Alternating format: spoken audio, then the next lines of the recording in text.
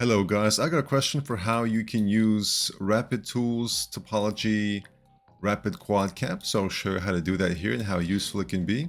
But real quick guys, if you're looking for what I consider to be the best 3D modeling tutorial on the internet, I recommend checking out my Udemy course.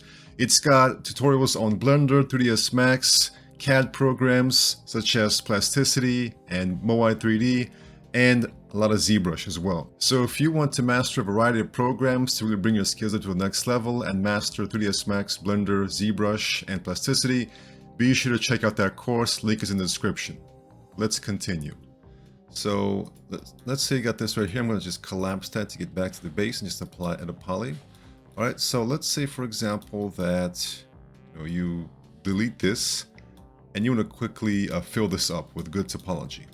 Now the problem is that if you don't have these loops, for example, right, if you remove them, it's a pretty simple process of just double clicking to loop that, deselecting that, and then bridging. So no problem there. But if you do have all this, obviously it's not going to work, because if you do that, if you try and use this technique and you kind of deselect that, you're going to get weird things happening here. So you're going to get something really strange. So here's what you do for this. First of all, I go ahead and collapse that. Then you select, let's say, these two vertices, and you kind of have to select the correct ones, because if I select these right here, so you go into Rapid Tools, Topology, Rapid Quad Cap, which I've set to Shift-Alt-C, but you don't really need a hotkey. You can just left click on this. So if I now do that, I get this, which is not bad, but I don't want this stretch topology. So I'm going to select these two vertices instead, Shift-Alt-C, and now I get something which I think is much better. So depending on which vertices you select, you will get differing results. So be sure to select opposite ones, and now I get this. So if you want to have, this kind of effect, so that can help you to create some cool results as well, depending on what you want. So just understand that depending on which vertices you select, you get different results, which can help you to model different things. So if I, for example, select these two, let me undo that.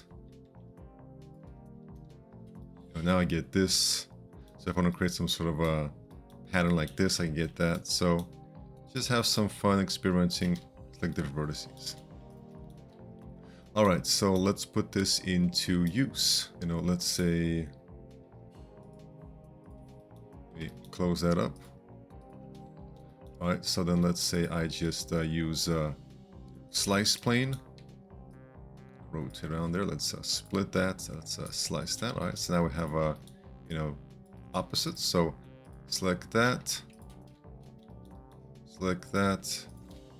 and now we have this really nice quick separation happening here. All right, so I've got that. I'm going to use by angle, select that, grow. Oh, so let's see what's happening here. All right, let's try that again. All right, grow. Let's detach that. All right, let's change the object color. All right, so now I can just select this. I'm not even checking. I'm just pressed the hotkey, but now we can move this apart. And as you can see, we got this. So even with this example, it still gave me good results. And same for this right here. I didn't mean to select the bottom, but sometimes, happy accidents and all. So as you notice, we've got this happening here.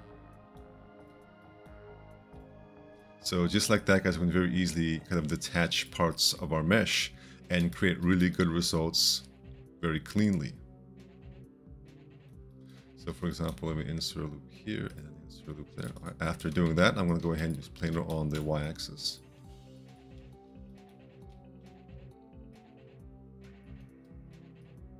All right, then we're going to split that.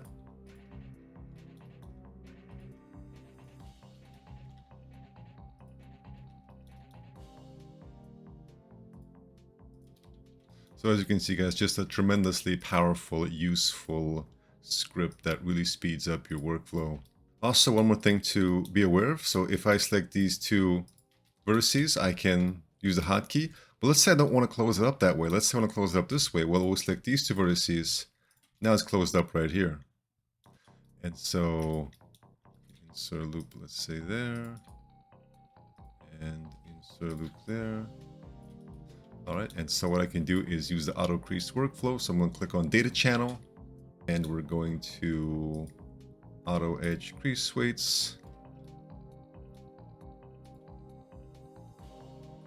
And we're going to open subdiv.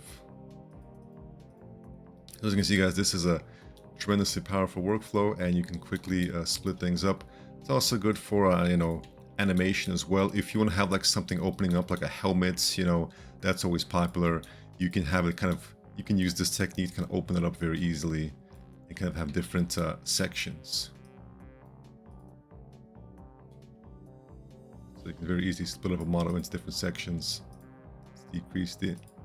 Let's make it like 4 or 5 render time and be like 2 or something in the viewport. And we can also go to data channel and decrease the scale. It's like 0.1. So it's not quite as sharp, for example. All right, thank you for watching and take care.